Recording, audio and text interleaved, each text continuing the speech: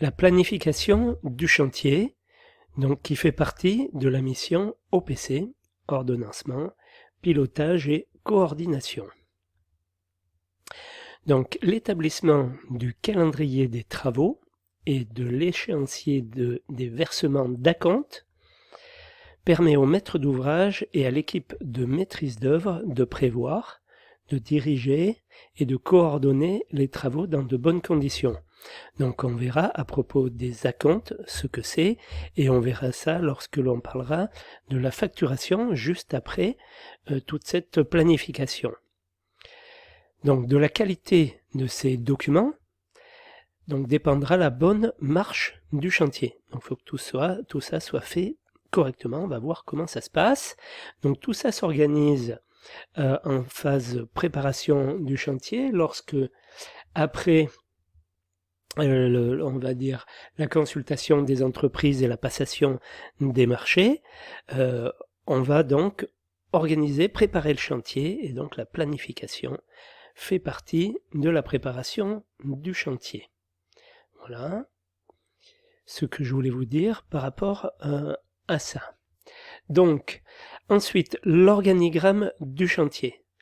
Donc, les règles de fonctionnement d'un chantier doivent être clairement définies, au besoin sous forme d'un organigramme, de manière que chacun connaisse son rôle, ses fonctions et obligations, et qu'aucune confusion ne règne dans la transmission des instructions ou de l'information. Donc, comment ça se passe? Eh bien, il faut d'abord déterminer les participants à la vie du chantier, savoir qui ils sont.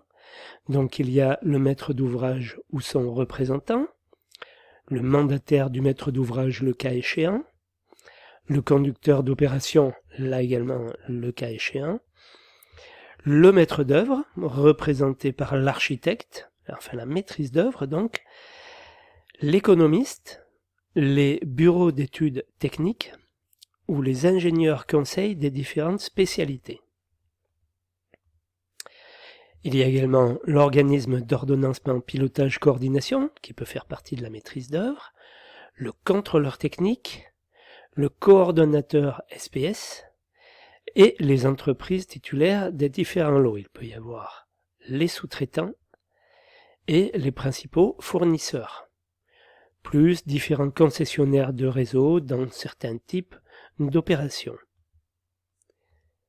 Alors, les liaisons dans cet organigramme, il y a des liaisons contractuelles. Par contrat, elles font l'objet d'un marché, donc, d'un contrat ou d'une convention. Elles peuvent être issues sans qu'il y ait marché, d'une souscription à une police d'assurance. Dans quel cas?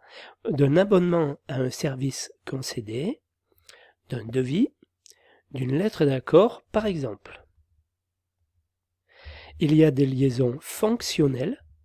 Elles ont pour origine des obligations réglementaires, normatives ou contractuelles, suivant les cas, ou bien encore elles s'établissent à la demande sur un consensus verbal.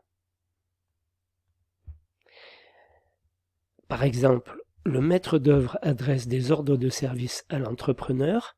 La liaison est créée par le maître d'ouvrage qui a prévu cette possibilité dans les marchés respectifs du maître d'œuvre et de l'entrepreneur.